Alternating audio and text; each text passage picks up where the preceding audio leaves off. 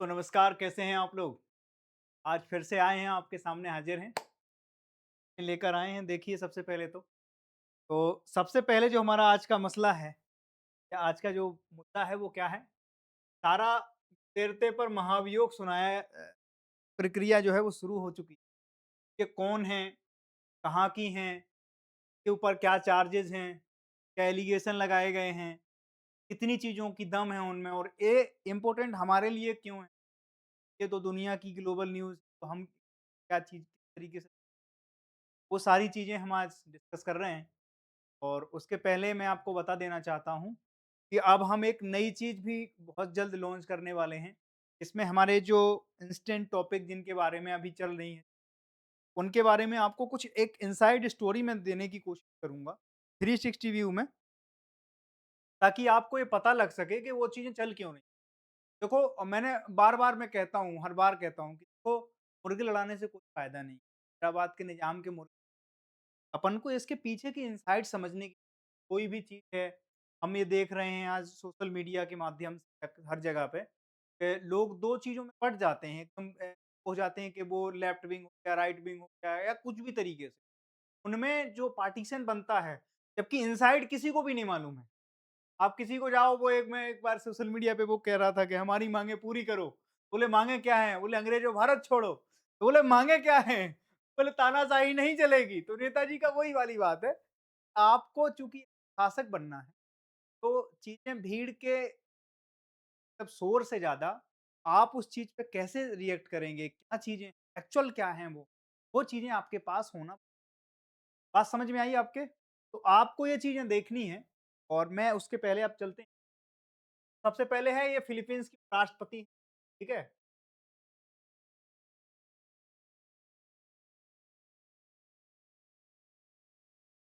ठीक है? पहले ले लेते हैं, तो ये कहाँ की हैं? फिलीपींस के उपराष्ट्रपति हैं, इन पे महाभियोग या इम्पीचमेंट शुरू हुई। इन पे आरोप क्या था कि आरोप धन के दुरुपयोग का, इन पे करप्शन के आरोप लगे। ठीक है? रिश्वतखोरी के आरोप लगे हैं, अवैध संपत्ति अर्जित करना, ठीक है? इल्लीगल जो इन लोगों ने वो किया है एनक्रोचमेंट वगैरह, अवैध संपत्ति बनाई, वो सारी की सारी अकूत संपत्ति का हिसाब देना पड़ रहा है। ये ज़रूरी होता है, जब कभी भी कहीं भी आपके यहाँ लोकतंत्र है और अगर इस तरीके की कोई चीज़ें बन रही हैं, वो नैतिक ज़िम्मेदारी है उन संस्थाओं की, मैं संस्थाओं पे हमेशा ज़ोर देता हूँ, ठीक है? तो यहाँ पर संस्थाएँ कमज़ोर नहीं हैं, क्या है वो सीधे के सीधे उपराष्ट्रपति के ऊपर इम्पीचमेंट आ गया है। हमारे यहाँ 2 तरीके से इम्पीचमेंट आता है, आप अगर देखें तो आर्टिकल 61 जो है हमारा, में राष्ट्रपति के इम्पीचमेंट की बात होती है, ठीक है? आर्टिकल 61 है क्या? आर्टिकल 61 में इम्पीचमेंट इस तरीके से आता है कि राष्ट्रपति को क्या करना होता है और उसके महाभियोग लाने से पहले सदन के टोटल सदन के जो सदस्य हैं, उनके 1/4 एक चिट्ठी लिखेंगे। इससे कम नहीं हो सकते हैं। इम्पीचमेंट की प्रक्रिया में आपको बता देता हूं कि इसमें 1/4 लोग क्या करते हैं, राष्ट्रपति को ही चिट्ठी लिखते हैं कि हम आप पे महाभियोग लाने वाले हैं और उसके कितने दिन पहले लानी होती है वो, 14 दिन पहले लानी होती है। 14 दिन पहले उनको एक चिट्ठी लिखी जाएगी। चिट्ठी में 1/4 सदस्यों के, टोटल सदस्यों की जो गैदरिंग होगी उनके 1/4 की सिग्नेचर होंगे उस चिट्ठी पे। इसके बाद उन्हें दी जाएगी, सौंपी जाएगी। उसके बाद उनके ऊपर क्या होगा, राष्ट्रपति अपने पद से इस्तीफा, ध्यान रखना, राष्ट्रपति क्या देंगे, अपने पद से इस्तीफा देंगे जिस दिन सदस्यों के हस्ताक्षर हो गए। और अगर 2/3 बहुमत से पारित हो गया वो सदन में कानून, केवल हस्ताक्षर से काम नहीं चलेगा, 2/3 सदन में चाहिए, राज्यसभा में चाहिए और लोकसभा में चाहिए। लोकसभा में 2/3 सदस्य, टोटल सदस्य, ध्यान रखना। तो हमारी कुल संख्या है 2/3 उसका, उपस्थिति का 2/3 नहीं है। उपस्थिति का 2/3 केवल कहाँ जाएगा, अगर हमें सुप्रीम कोर्ट के सीजेआई साहब पे अगर महाभियोग चलाना है, किसी जज पे महाभियोग चलाना है, उस केस में अभी जस्टिस वर्मा के ऊपर जब महाभियोग चलाया गया, तो उस केस में साधारण बहुमत की जरूरत नहीं। ठीक है? मतलब वहां पे उपस्थिति का 2/3 अपन को चाहिए होगा। अब मान लो किसी दिन 100 सदस्य उपस्थित हुए, सदस्यों का तो 2/3 वहां पे उस दिन चला जाएगा। ठीक है? या फिर साधारण बहुमत। बात समझ में आ गई? तो महाभियोग की प्रक्रिया हमारे यहाँ राष्ट्रपति के लिए 61 में है, 2/3 बहुमत हमारे लोकसभा में रहेंगे और 2/3 कहाँ जाएगा, राज्यसभा में। और जब राज्यसभा में ये सारी चीजें, तो फिर हमारे जो का नाम से दूसरे सदन में भेज दिया जाएगा और बहुमत से पारित होने के बाद राष्ट्रपति का है। है, व्यवस्था हमारे यहाँ भी लागू है, लेकिन सोचो आज तक भारत में राष्ट्रपति के खिलाफ कभी भी महाभियोग है, ठीक है? अब कोई कहे, सर अगर राष्ट्रपति ने क्या नाम से किसी को चाकू मार दी तो क्या होगा? तो क्या होगा? अब जिन लोगों को अगर इस तरीके के ख़्याल आ रहे हैं, के लिए भाई मैं एक ही चीज़ है कि भगवान की आत्मा को जो है, अब क्या बोलें हम, है ना? थोड़ा-सा ठंडा रखें कि अगर इस तरीके के ख़्याल अगर आपके में हैं और आप यूपीएससी में आप एनरोल हैं, आप आए हुए हैं इस एग्ज़ाम की तैयारी में, भगवान आपको शक्ति प्रदान करे, क्योंकि इस तरीके से ख़यालात बदल जाते हैं, हालात बदल जाते हैं। हाँ, आपकी सोच क्यूरियोसिटी हो सकती है, आप ग्रेजुएशन करके आए हों और फिर तरीके से इस तरीके से सोच रखते हों, तो मैं उसके तो समाधान है। मान लो कोई 10 साल से बाबा बन चुका है, मार्केट में डला हुआ है, उसने सारी टेस्ट चीज़ का घोल बना के पी रखा है। कोई भी मार्केट में उड़ता हुआ कोई भी किसी भी तरह का सवाल आता है वो सॉल्व कर देता है। वो भी अगर इस तरीके का ख़्याल रखता है, राष्ट्रपति आदमी को तो पहले उसको अपने पद क्या करेंगे? उस पर साधारण तरीके से आम आदमी की तरह फिर उसमें क्या होगा, पूरी की पूरी कानूनी प्रक्रिया लागू होती है। राष्ट्रपति पद का महत्व है, व्यक्ति का महत्व नहीं, ध्यान रखना। उस व्यक्ति के रूप में उसको वो सारी चीज़ें आप वो कर लेकिन पद के रूप में आप सोचो राष्ट्रपति को तो आपका अगर किसी को फांसी हो रही है, दान तक का अधिकार है राष्ट्रपति को। हर आदमी जो हाई प्रोफाइल होता है और उसको अगर ये जाता है, आप अब मुझे महामहिम साहब महामहिम हमें एक अवसर और दिया जाए जीने और अगर उन्होंने दे दिया, कोर्ट सारी कार्रवाइयों ठीक है? लेकिन अगर वही राष्ट्रपति कोई कांड कर दे तो? फिर पहले उसका इस्तीफा होगा, फिर वो भी चिट्ठी लिख रहा होगा। अब जो वर्तमान राष्ट्रपति साहब हैं, महामहिम साहब, मैं आपसे एक गुज़ारिश करता हूँ कि ये गलती से हो गया मुझसे, मैं आपसे निवेदन करना चाहता हूँ, आप हमें ठीक है? तो इस तरीके से काम होता है और अगर वहीं अगर हम सुप्रीम कोर्ट के लिए देखें तो क्या चीज़ है? सुप्रीम कोर्ट का क्या है? तो आर्टिकल 124 है हमारे यहाँ संविधान में। आर्टिकल 124 ये कहता है कि अगर किसी भी जज के खिलाफ कदाचार का कोई मामला आया, अभी यशवंत वर्मा साहब का जब हुआ तो यहाँ से दिल्ली से उन्हें कहाँ डिपोर्ट किया था? Allahabad high court. Allahabad high court में फिर उनके पास फिर क्या हुआ? वहाँ कदाचार का मामला साबित हो बाद ये सारी की सारी चीज़ें थी। इसके लिए संसद दोनों सदनों में विशेष बहुमत उपस्थित मतदान का होता है 2/3 में तो बात कर रहा हूँ और उसमें क्या होता है टोटल मतदान जो होता है मतलब जो टोटल सदस्य हैं उनका 2/3 होता है। ठीक है? अपने यहाँ राष्ट्रपति के ऊपर महाभियोग की प्रक्रिया बहुत जटिल होती है। इसीलिए और दूसरी बात ये है कि बहुत अच्छे लोग मिले। राष्ट्रपति के तौर पर भारत को बहुत अच्छे लोग मिले। प्रधानमंत्री के तौर पर इस भारत को बहुत अच्छे नेता मिले। कोई भी राष्ट्रपति प्रधानमंत्री के पद पर हमारे यहाँ कोई भी व्यक्ति रहा हो। आप थोड़ा कल्पना करो ना 250-300 साल पहले अमेरिका का नाम से आज़ाद हुआ, उसके बाद वहाँ डेमोक्रेसी आई। डेमोक्रेसी के बाद अब देखो राष्ट्रपति आप ये चीज़ इस तरीके से तुलना करोगा, हर जगह तुलना ना किया करो। आप वहाँ के राष्ट्रपतियों से हमारे यहाँ के राष्ट्रपति की तुलना करके देखो ना फिर। हर जगह आप कहते हो कि डेवलपमेंट उनके पास संसाधन कितने सारे हैं, उनके पास लैंड कितनी ज़्यादा है, क्षेत्रफल क्या है उनका, उनके पास नेचुरल रिसोर्सेज़ क्या-क्या हैं, उनके पास टेक्नोलॉजिकल वैल्यूज़ क्या-क्या हैं, उनकी स्थितियाँ कितने साल पहले वो आज़ाद हुए, सबसे रिसर्च एंड डेवलपमेंट ऐतिहासिक भूमियाँ क्या रहीं, वो सारी चीज़ों को जब हम एनालिसिस करते हैं, हम ये पाते हैं, भारत बहुत अच्छी स्थिति लोग कहते हैं नासा और इसरो मैं इसरो को बहुत अब कोई कहेगा कि यार आप तो इसीलिए तो मैं कर पाता हूँ। अगर मैं कोई वैसा व्यक्ति होता, जिसका मानसिक संतुलन जो है हिला हुआ है, मैं ये बातचीत कर ही नहीं पाता। तो अगर यहाँ पर महाभियोग की प्रक्रिया जारी हो रही है, हमारे यहाँ पे क्या है, राष्ट्रपति के लिए महाभियोग की प्रक्रिया अलग है, हमारे यहाँ जज के लिए प्रक्रिया अलग है। यशवंत वर्मा साहब का केस आया था, कदाचार का मामला था, 124 के तहत का नाम से पर कदाचार का मामला पड़ा, इस्तीफ़ा देना पड़ा और इसमें भारत में किसी भी जज का महाभियोग द्वारा पद से हटाया नहीं गया था, लेकिन जस्टिस पी रामास्वामी और जस्टिस सौमित्र सेन जैसे न्यायाधीश के खिलाफ यह प्रक्रिया, ठीक है? और अभी यशवंत वर्मा साहब, ठीक है? तो ये सारी की सारी चीज़ें हमारे यहाँ होती हैं, पर हमारे यहाँ अभी तक किसी भी राष्ट्रपति का अभियोग नहीं लाया गया। बचाव पक्ष का दावा, तारा दुत्ते ने आरोपों को राजनीति से बताया है, ये सभी आरोपों से इनकार किया गया है। अब जैसे हमारे यहाँ अभी एक मामला उज्जैन से सामने आया था। मध्य प्रदेश के चीफ मिनिस्टर साहब हैं। चीफ मिनिस्टर साहब ने ये उसमें बताया गया, इंडियन एक्सप्रेस की एक रिपोर्ट थी, जिसमें ये बताया गया कि साहब इनके खिलाफ ना, इन्होंने जब से मंत्री बने, मंत्री के शिवराज सरकार में वो मंत्री भी थे और मंत्री के बाद फिर अभी वो मुख्यमंत्री बन गए। मुख्यमंत्री बने तो उसमें बताया गया कि जब से ये मंत्री बने तब से अ, प्रॉपर्टी और इनके जो धन में जो वो हुई है, बढ़ोतरी हुई है, वो कई सौ गुना ज़्यादा हुई है। ठीक है? तो अब उन पे भी कदाच वो उसका मामला बनता है कि भाई करप्शन किया है, लेकिन अब करे कौन? तो यहाँ पर संस्थाओं की ज़िम्मे, एक बार उनकी रिपोर्ट लेकर, तो क्या नाम से वेरीफ़ाई करके सारी की सारी चीज़ें, हमेशा क्या कहता है कि राजनीति से, हमेशा वो कहते हैं राजनीति से प्रेरित है ये पूरा का पूरा। जब कभी किसी भी नेता पे इस देश में कोई भी कार्रवाई करने का आप वो बना है, वो कहते हैं राजनीति से। राजनीति सारी चीज़ें प्रेरित हैं। आपकी फल ग्रोथ हुई है, नेचुरली ग्रोथ बोलते हैं नेता इसको।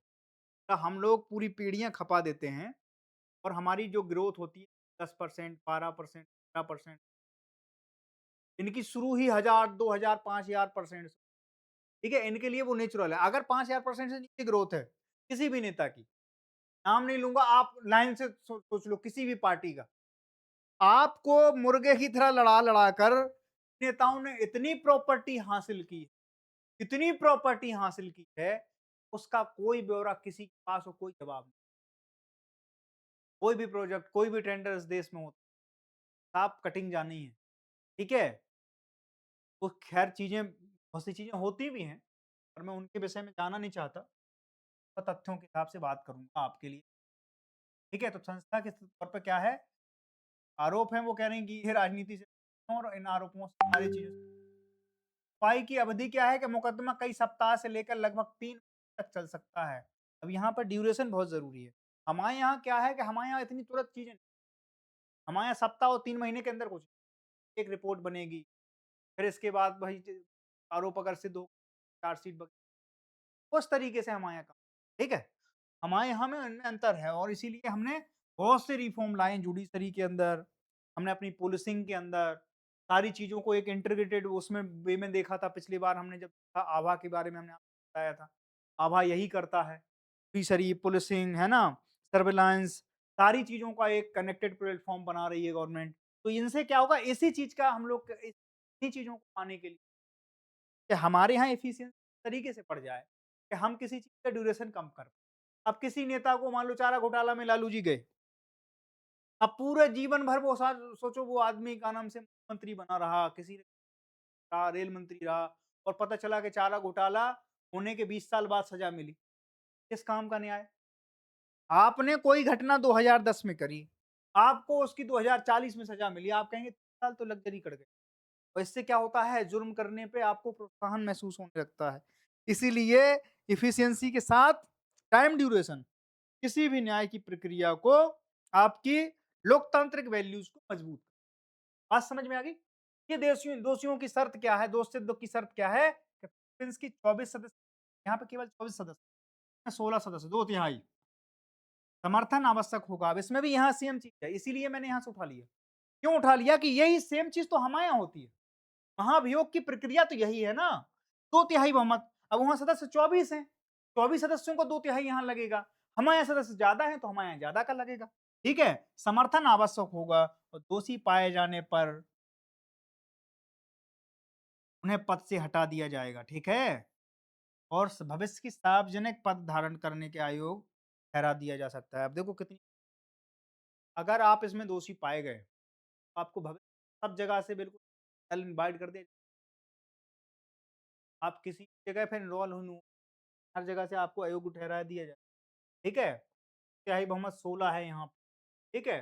महाभियोग इम्पीचमेंट किसी उच्च संवैधानिक पदाधिकारी को गंभीर आरोपों के आधार पर किया है। अब सोचो कि कोई टुंजु-पुंजु आदमी को तो कोई दिक्कत ही नहीं। यहाँ पे कौन से लोग बड़ी मछली, तो बड़ी मछलियाँ समुद्र में कोई दिक्कत कर देती हैं, गंदगी पैदा कर देती हैं, के ऊपर फिर बड़े जाल डाले जाते हैं। वो बड़े जाल के ही इम्पीचमेंट कहते हैं, ठीक है? ये बड़े लोगों के लिए ही है, राष्ट्रपति, जज इन सब लोगों के लिए आता है। नॉर्मल आदमियों के लिए तो अदालतें ही काफ़ी हैं और पुलिस वाले ही काफ़ी हैं, ठीक है? फिलीपींस की शासन व्यवस्था क्या है कि फिलीपींस की राष्ट्रपति प्रणाली है, ठीक है? प्रेसिडेंशियल सिस्टम है। यहाँ राष्ट्रपति और उपराष्ट्रपति का चुनाव सीधे जनता द्वारा किया जाता है। हमारे यहाँ क्या है? हमारे यहाँ प्रधानमंत्री, है ना? लोगों को लोग चुनते हैं। फिर क्या करते हैं वो? वो एक अपना नेता चुनते हैं, दल का सदस्य चुनते हैं। दल के सदस्य को क्या करते हैं हम? प्रधानमंत्री घोषित किया जाता है, prime minister of India. Prime minister of India के पास अथाह पावर होता है। हमारे यहाँ राष्ट्रपति का पावर पावर नहीं होता है। ऐसी लुटियंस ज़ोन में एक ऐसे हलकों में चर्चा होती है, जानते हैं। हमारे यहाँ राष्ट्रपति का काम है भोजनम, भाषणम और उद्घाटनम। भोजन, भाषणबाजी, उद्घाटन करने की ज़िम्मेदारी किसकी है? वो है राष्ट्रपति। बाकी सारी चीज़ें हमारे यहाँ, सोचो कितना पावरफुल है प्रधानमंत्री। प्रधानमंत्री का पद इतना पावरफुल है इंडिया में, सबसे ज़्यादा अगर क्या नाम से विकासशील देशों में अगर देखा जाए, अगर उसमें देखा जाए राष्ट्रपति और प्रेसिडेंशियल जो सिस्टम है, के अलावा अगर देखा जाए हमारे यहाँ जो क्या नाम से प्रणाली है, संसदीय प्रणाली है, तो संसदीय प्रणाली में आप ये देखिए कि इंडिया से ज़्यादा पावरफुल, ज़्यादा मजबूत कोई राष्ट्र है, ना पावर हो प्रधानमंत्री भारत का, केवल स्त्री सारी चीज़ें। रात में अगर उसको क्या नाम से वो हुआ, आई लेटते हुए, नहा रहा है हमारे देश का प्रधानमंत्री, तो अगर इच्छा हो गई कि सुबह एक काम करते हैं, एक नया डिपार्टमेंट खोल देते हैं। बोले कौन सा? बोले खोया पाया डिपार्टमेंट। बोले एक नए मिनिस्ट्री की वो कर लेते हैं, क्या? फॉर्मेशन कर लेते हैं।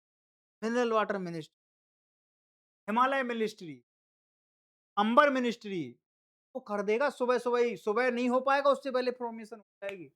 वेबसाइट रन हो जाएगी और उसमें सारी चीज़ें हो, हमारे यहाँ देश के प्रधानमंत्री को जैसे ही कोविड लगा तो एक अंतरात्मा में वो विचार आया, बोले एक काम करते हैं, पीएम केयर फंड तो ठीक, कोविड केयर फंड वो क्या है ये? तो ये इसलिए है कि इसमें कोविड में लोग दान देना चाहते हैं, के लिए वो बन, बोले फिर बोले ये आरटीआई के दायरे में नहीं। नहीं आएगा तो नहीं आएगा। अब राम मंदिर का कल मैं बता रहा था आपको कि राम मंदिर ट्रस्ट बना, बोले ये आरटीआई के दायरे में आएगा ही नहीं। अब जब नहीं आएगा, वो 3 मंदिर उन्होंने पहले बना दिए, उसमें वैष्णो देवी मंदिर था, तिरुपति बालाजी था, है ना? तो वो सारे के सारे मंदिर क्या थे? वो ट्रस्ट में आ रहे थे। ये मंदिर नहीं आएगा ट्रस्ट में, बोले क्यों? बोले इसकी चर्चा मत करो। आएगा नहीं तो आएगा, आएगा नहीं तो आया नहीं फिर। ठीक है? तो हमारे यहाँ प्रधानमंत्री का पद इतना है। जहाँ प्रेसिडेंशियल सिस्टम है, उसमें राष्ट्रपति जो है, अमेरिका के राष्ट्रपति का पद सबसे, और उसी का नतीजा है कि डोनाल्ड ट्रंप आज उसका लूपहोल समझे। वो जानते हैं कि इस पद पे जिस पे हम बैठे हैं, कोई माई का लाल मेरा, ये रात में कहते हैं is a hell hole country, India is a dead economy, है इंडियन डेड इकोनॉमी। ये सारी चीजें उन्हें पता है, हम कुछ भी बोल देंगे, हम कुछ भी कर देंगे, किसी को गरिया भी देंगे, तो भी हमारा कोई कुछ बिगाड़ नहीं पाएगा। बात समझ में आ गई? इसीलिए हाँ, क्या है प्रेसिडेंट, और जब प्रेसिडेंशियल सिस्टम है, राष्ट्रपति और उपराष्ट्रपति के पद बहुत पावरफुल होते हैं। इसीलिए ये बहुत महत्वपूर्ण है। यहाँ पर ये मान लीजिए आपकी ये उपराष्ट्रपति जो हैं, ये राष्ट्रपति के बाद दूसरे नंबर का पद हो जाएगा, और उपराष्ट्रपति पर अगर कोई इम्पीचमेंट ला रहा है, दाद देते हैं हम उस देश के सिस्टम।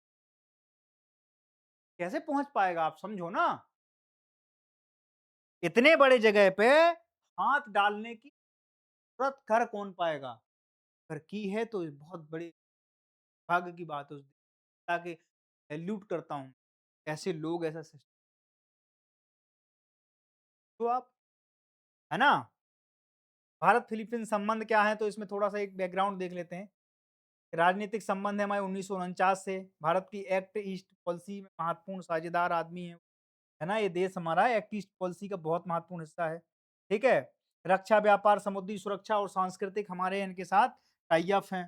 फिलीपींस की जो राजधानी है वो है मनीला, है ना? जनसंख्या लगभग कितनी है? जनसंख्या यहाँ पर है आपकी 11 साढ़े 11 करोड़ 2014 के मुताबिक, ठीक है? यहाँ पे सेंसस हुआ होगा, के हिसाब से कितनी है? साढ़े 14 करोड़ है। दक्षिण पूर्व एशिया में स्थित है, द्वीपीय देश है बेचारा, है ना? ठीक है? ये है, और पश्चिम में दक्षिण चीन सागर, पूर्व में प्रशांत सागर से, ठीक है? तो ये इस वजह से आज चर्चा में था, उसके बारे में हमको समझा, ठीक है?